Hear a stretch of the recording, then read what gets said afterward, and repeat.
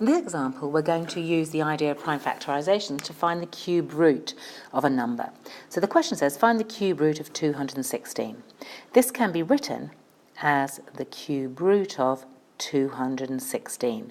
And what that means, we're going to find some number which has been cubed or times by itself 3 times to make 216.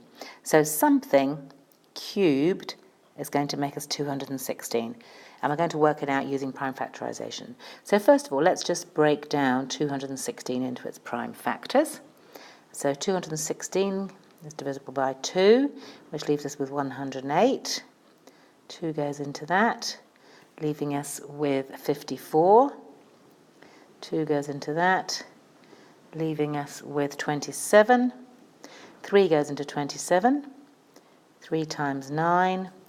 9 is not prime, but that can be broken down into 3 times 3.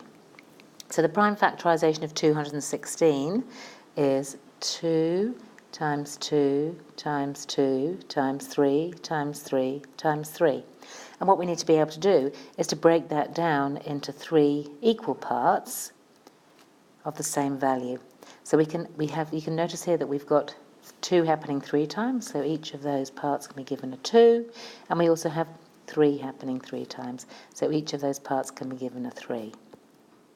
So we are just rewriting it as 2 times 3 times 2 times 3 times 2 times 3.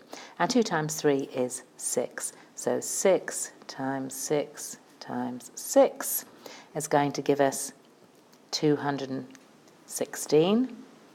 And therefore, 6 cubed is equal to 216, and the cube root of 216 is equal to 6.